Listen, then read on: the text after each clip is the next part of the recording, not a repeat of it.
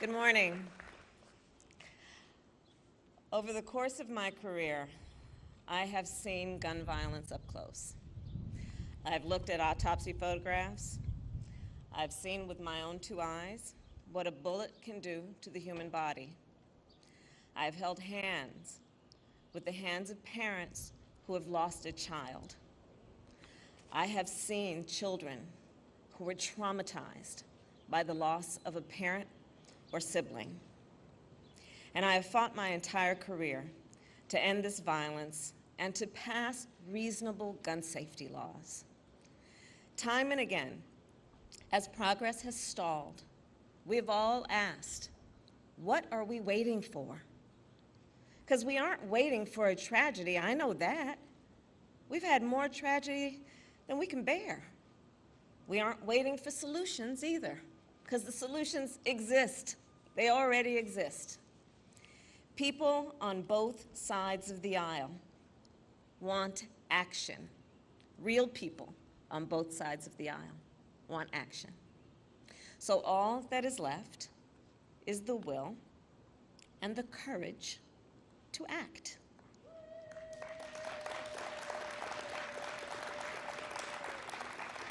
And President Joe Biden has the will and the courage to act.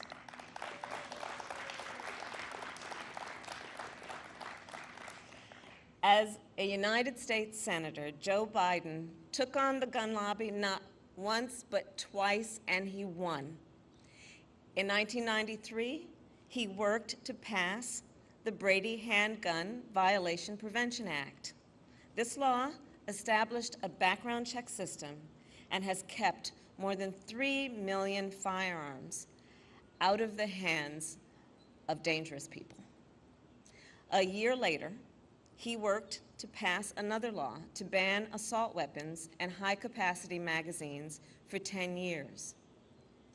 And as Vice President, Joe Biden led the Obama-Biden administration's efforts to reduce gun violence.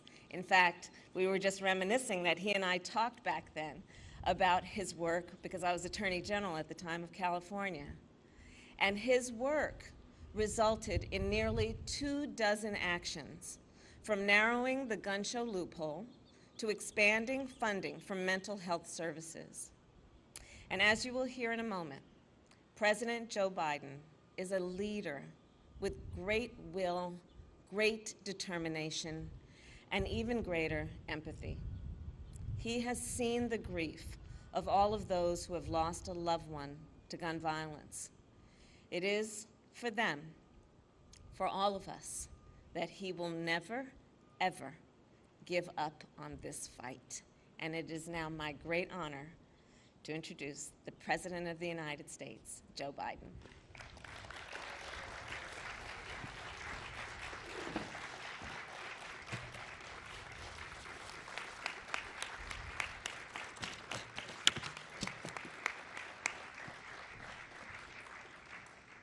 Thank you, Kamala, Madam Vice President. Thank you very much.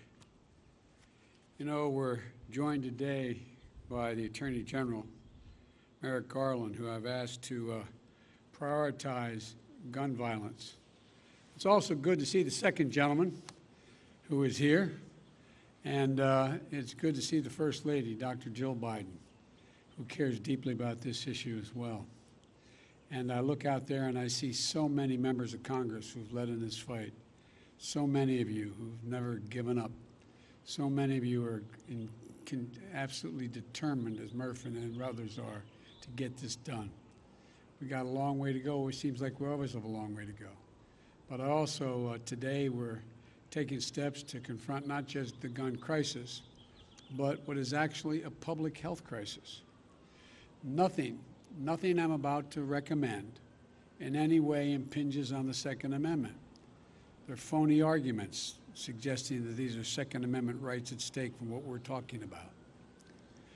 But no amendment to the Constitution is absolute. You can't yell fire in a crowded movie theater. We call it freedom of speech. From the very beginning, you couldn't own any weapon you wanted to own. From the very beginning the Second Amendment existed, certain people weren't allowed to have weapons. So the idea is just bizarre to suggest that some of the things we're recommending are contrary to the Constitution. Gun violence in this country is an epidemic. Let me say it again. Gun violence in this country is an epidemic, and it's an international embarrassment. You know, we saw it again last night as I was coming to the Oval Office. I got the word that in South Carolina, a physician with his wife, 2 grandchildren, and a person working at his house was gunned down, all 5. So many people, so many of the people sitting here today know that well, unfortunately. You know, they know what it's like when the seconds change your life forever. I've had the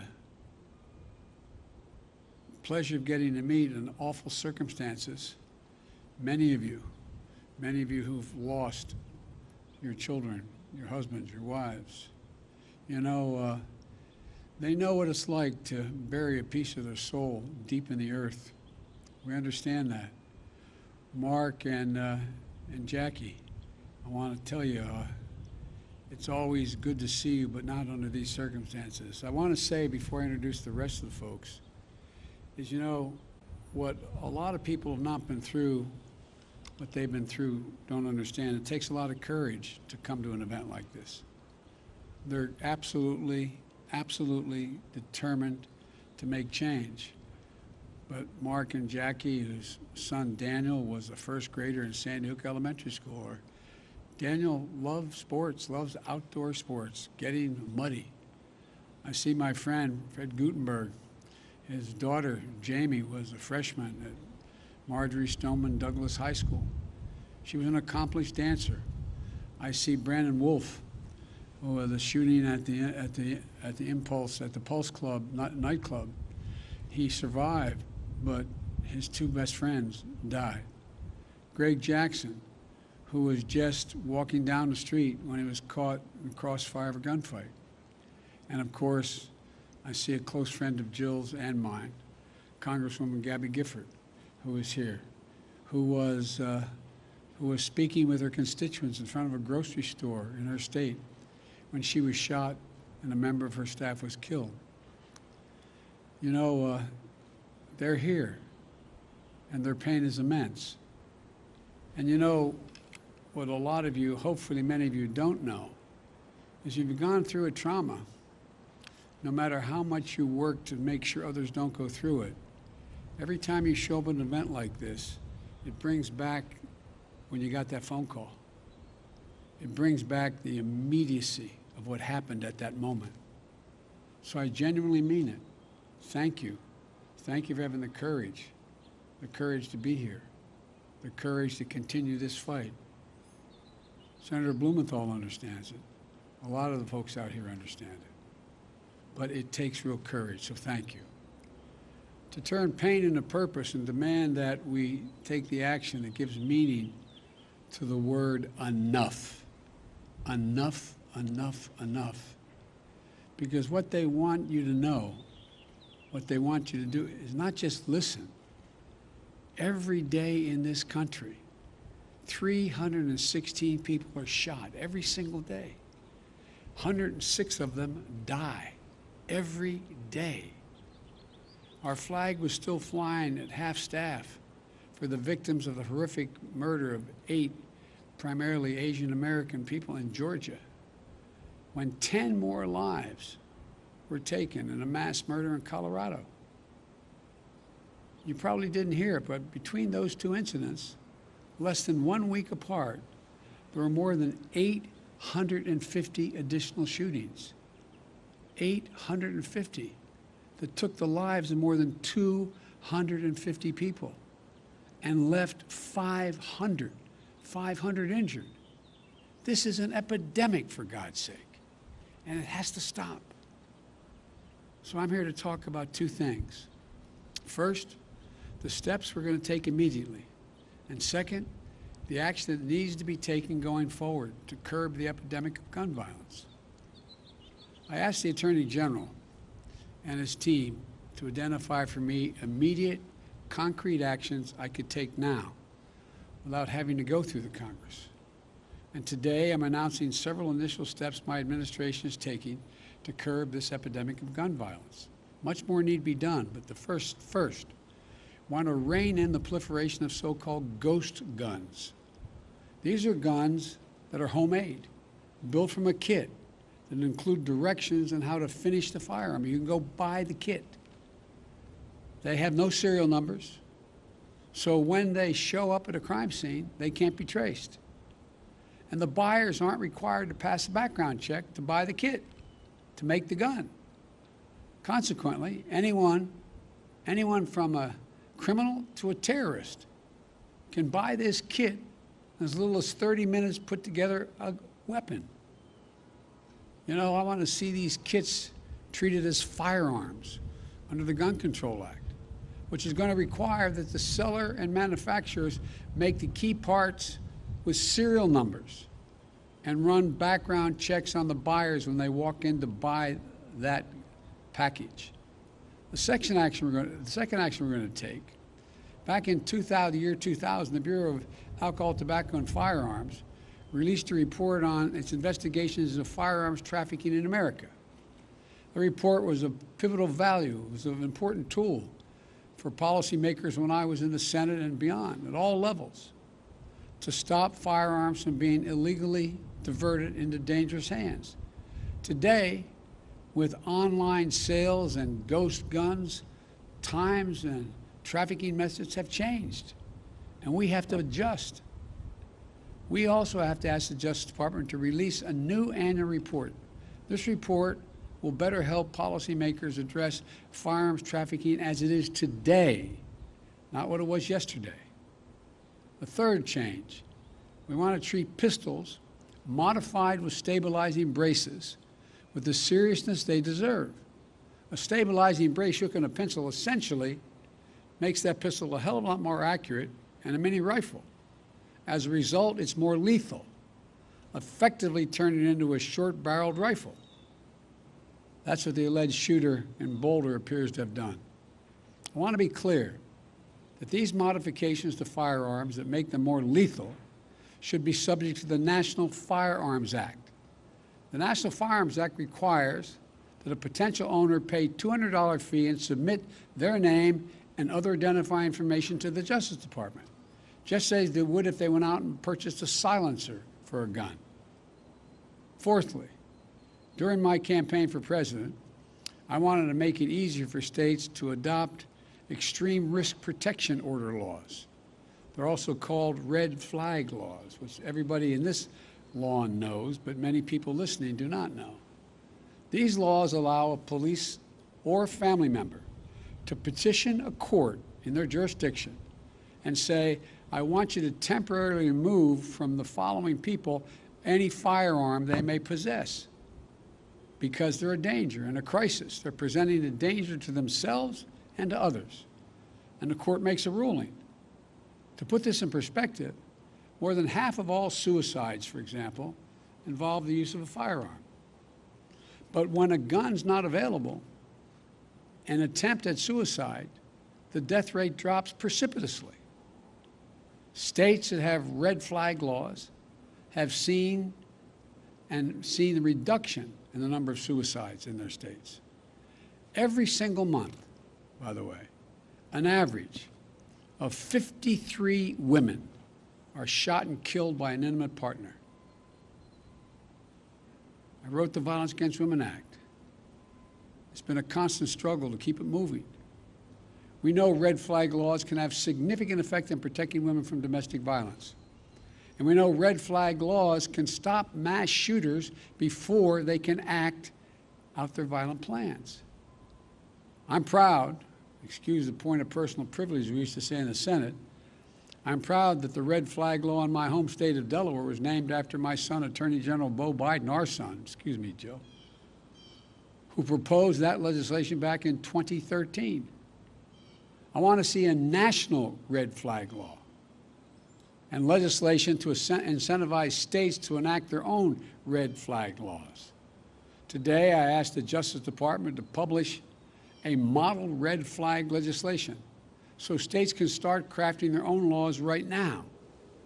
Just like with background checks, the vast majority of the Americans support these extreme risk protection order laws. And it's time to put these laws on the books and protect even more people. The Attorney General will have more to say about this in a moment. Additionally, we recognize that cities across the country are experiencing historic spikes in homicides, as the law enforcement can tell you. The violence is hitting black and brown communities the hardest. Homicide is the leading cause of death of black boys and men ages 15 to 34. The leading cause of death. But there are proven strategies that reduce gun violence in urban communities. And there are programs that have demonstrated they can reduce homicides by up to 60% in urban communities. But many of these have been badly underfunded or not funded at all of late. Gun violence in America, for those of you who think of this from an economic standpoint listening to me, estimated to cost the nation $280 billion, let me say it again, $280 billion a year. You say, how could that be, Joe? Hospital bills, physical therapy, trauma counseling, legal fees, prison costs, and the loss of productivity. Not to mention the psychological damage done to the children who live in these cities, watching this happen, knowing someone it happened to. This gun violence in our neighborhood is having profound impact on our children, even if they're never involved in pulling the trigger or being the victim of on the other side of a trigger. For a fraction of the cost of gun violence, we can save lives, create safe and healthy communities, and build economies that work for all of us, and save billions of American dollars. In the meantime, much of it, as Senator Cicilline knows, is taxpayer money. Finally, the Bureau of Alcohol, Tobacco, and Firearms, the key agency enforcing gun laws, hasn't had a permanent director since 2015. Today, I'm proud to nominate David Chipman to serve as the director of the AFT. David knows the AFT well. He served there for 25 years. And Vice President Harris and I believe he's the right person at this moment for this important agency. And I've said before, my job, the job of any president, is to protect the American people. Whether Congress acts or not, I'm going to use all the resources at my disposal as president to keep the American people safe from gun violence. But there's much more that Congress can do to help that effort. And they can do it right now. They've offered plenty of thoughts and prayers, members of Congress, but they passed not a single new federal law to reduce gun violence. Enough prayers. Time for some action. I believe the Senate should immediately pass 3 House-passed bills to close loopholes that allow gun purchasers to bypass the background checks. The vast majority of the American people, including gun owners, believe there should be background checks before you purchase a gun. As was noted earlier, hundreds of thousands of people have been denied guns because of the background checks. What more would have happened? These bills, one, require background checks for anyone purchasing a gun at a gun show or an online sale. Most people don't know it. You walk into a store and you buy a gun, you have a background check. But you go to a gun show, you can buy whatever you want and no background check. Second thing is to close what's known as the Charleston loophole. Like people here, I spent time down at that church in Charleston. What happened is someone was allowed to get the gun used to kill those innocent people at a church service if the FBI didn't complete the background check within 3 days. There's a process. If it wasn't done in 3 days, according to the Charleston loophole, you get to buy the gun. They bought the gun and killed a hell of a lot of innocent people who invited him to pray with them. And 3, reauthorize the Violence Against Women Act, which the so-called close the boyfriend and stalking loopholes to keep guns out of the hands of people found by a court to be an abuser and continuing threat. I held over 1,000 hours of hearings to pass the Violence Against Women Act. And one thing came through. If, in fact, a stay-away order, an order preventing the abuser from coming in a certain distance of the person he has abused or she has abused, and now the idea that they can own a weapon when they have a court order saying they are an abuser. These are some of the best tools we have right now to prevent gun violence and save lives. But all these bills, they had support of both Democrats and Republicans in the House. And universal background checks are supported by the vast majority of the American people. And I might add, the vast majority of responsible gun owners. So let me be clear. This is not a partisan issue among the American people. This is a view by the American people as an American issue. And I'm willing to work with anyone to get these done. And it's long past time that we act. Now, I know this has been a hobby horse of mine for a long time. Got it done once. We should also ban assault weapons and high-capacity magazines in this country. For that 10 years we had it done, the number of mass shootings actually went down. Even law enforcement officials have told me and told other champions of this legislation, they sometimes feel outgunned by assault weapons with large capacity magazines. There's no reason someone needs a weapon of war with 100 rounds, 100 bullets that can be fired from that weapon. Nobody needs that. Nobody needs that. We got that done when I was a United States Senator. It wasn't easy going up against the gun lobby, but it saved lives. And we should also eliminate gun manufacturers from the immunity they receive from the Congress.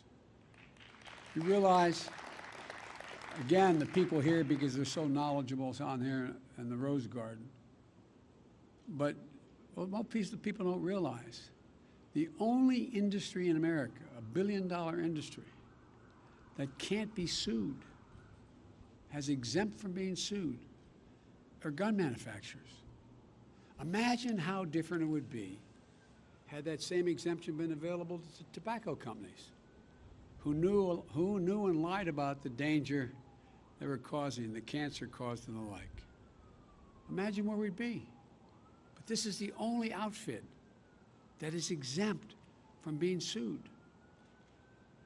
If I get one thing on my list, the Lord came down and said, Joe, you get one of these, give me that one. Because I tell you what, there would be a come to the Lord moment these folks would have real quickly. But they're not. They're not. They're exempt. I know that the conversation about guns in this country can be a difficult one. But even here, there's much more common ground than anyone would believe. There's much more common ground. Everything that's being proposed today is totally consistent with the Second Amendment. And there's a wide consensus behind the need to take action. I know that when overwhelming majorities of Americans want to see something change that will affect their lives, and it still doesn't change, it can be demoralizing to our fellow citizens. It can feel like our entire political process is broken. I know it's painful and frustrating that we haven't made the progress that we'd hoped for. But it took 5 years to get Brady Bill passed, and it took even more years to work to pass the assault weapons ban. And it saved lives. No matter how long it takes, we're going to get these passed.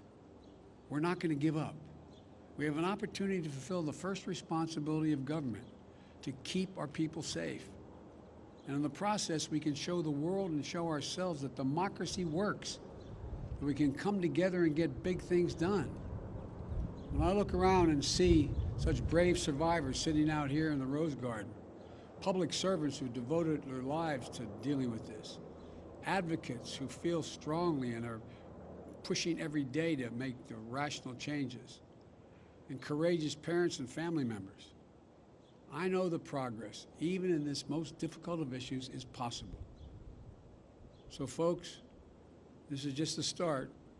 We've got a lot of work to do, but I know almost every one of you sitting in the garden here, none of you ever given up. We're not going to give up now. The idea that we have so many people dying every single day from gun violence in America is a blemish on our character as a nation. Let me say to all of you, God bless you, but most importantly, the memory of all many of you have lost to the senseless gun violence. And now I'd like to hand it over to the Attorney General for him to speak and make some comments. And I hope I get a chance to see some of you after this is over. Thank you, thank you, thank you.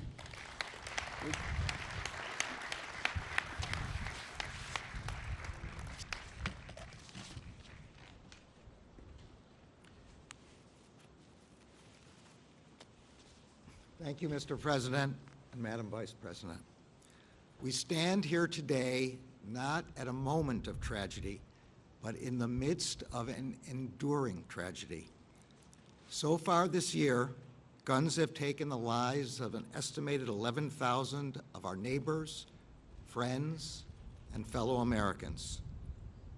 As the President explained, gun deaths in our country are occurring at a staggering pace, on the order of about 100 Americans killed every day, with hundreds more wounded.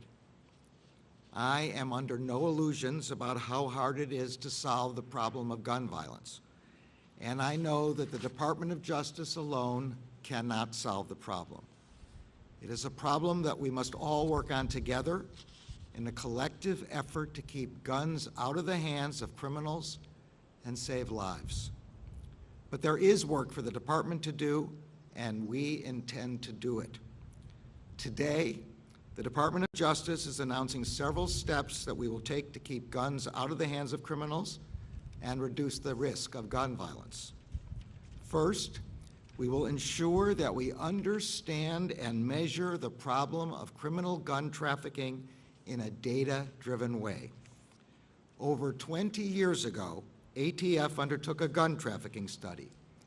It then issued a report that provided information necessary to better understand and to combat criminal trafficking networks. No such study has been conducted since that time. Accordingly, I have directed ATF to begin work on an updated study of criminal gun trafficking, one that will take into account the fact that modern guns are not simply cast or forged anymore, but can also be made of plastic, printed on a 3D printer, or sold in self-assembly kits.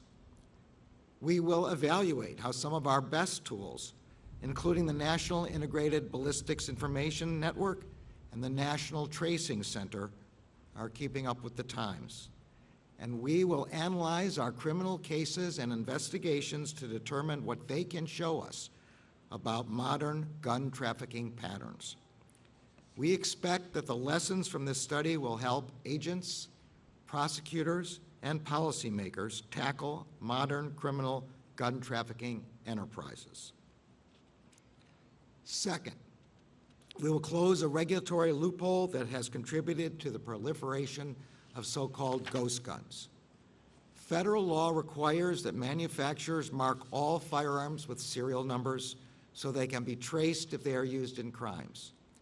It also requires licensed firearms dealers to run background checks to ensure that individuals who are barred by law from purchasing firearms cannot do so.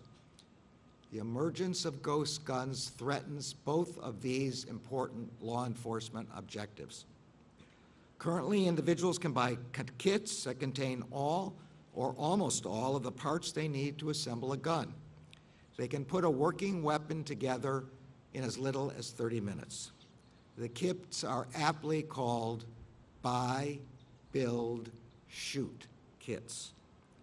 Yet because of a gap in the ATF regulations, these kits may not be considered firearms. As a result, they are being made and sold without serial numbers and sold without background checks. Within 30 days, ATF will issue a proposed rule to plug that gap and to enable law enforcement to trace crime guns and to keep guns from being sold to those who cannot lawfully possess them. Third, we will make clear that statutory restrictions on short-barreled rifles apply when certain stabilizing braces are added to high-powered pistols. Federal law requires the taxation and registration of all short-barreled rifles. It does so because these weapons are powerful, yet easily concealable. Currently, however, some manufacturers market and some individuals purchase certain kinds of stabilizing braces that, when attached to a pistol, effectively convert it into a short-barreled rifle, a weapon that is, in the words of the statute, quote, intended to be fired from the shoulder. Such braces make high-powered pistols more stable and accurate while still concealable. Within 60 days, ATF will issue a proposed rule that will make clear that when a device marketed as a stabilizing device effectively turns a pistol into a short-barreled rifle, it is subject to the requirements of the statute. Fourth, we will publish model red flag legislation for states. Red flag laws, as the President has explained, allow family members or law enforcement to petition for court orders that temporarily bar people in crisis from accessing firearms if they present a danger to themselves or to others. 19 states and the District of Columbia have already made this important step. Within 60 days, the Justice Department will publish model legislation that will make it easier for states that want to craft laws permitting such emergency risk orders to do so. Fifth, we will empower our communities to combat and prevent gun violence. We all recognize that although law enforcement plays an important role, gun violence is not a problem that law enforcement alone can solve.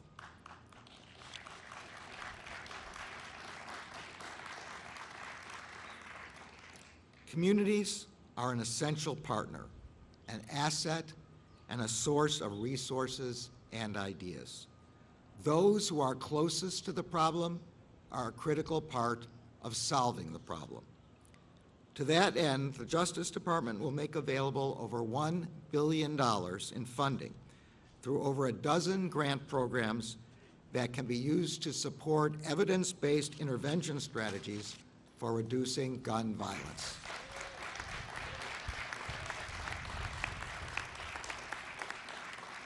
Such strategies include, but are not limited to, street outreach, violence interrupters, and hospital-based violence intervention services. I have directed all of our grant-making components to make community violence intervention and prevention a priority. Finally, none of these measures or any of the other critical law enforcement work the Department does with respect to illegal guns can be effectively carried out without strong leadership.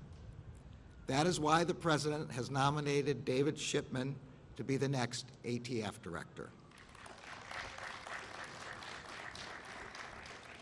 Mr. Chipman has come up through the ranks, spending 25 years in the trenches fighting illegal gun trafficking and criminal enterprises. His extensive experience as an ATF agent will prove invaluable, and I look forward to working with him. Looking out at many of you is not only a reminder of the tragic toll that gun violence takes on our communities, but also of the resilience and determination that it will take to make our communities safer. The Department of Justice shares your commitment and that of the President and of the Vice President to stopping the plague of gun violence and saving the lives of those we love. Thank you.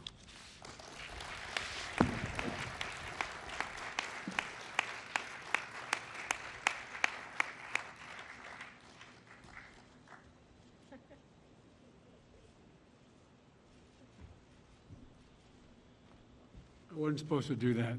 I'd like to see all of you. Thank you, thank you, thank you. Let's get to work.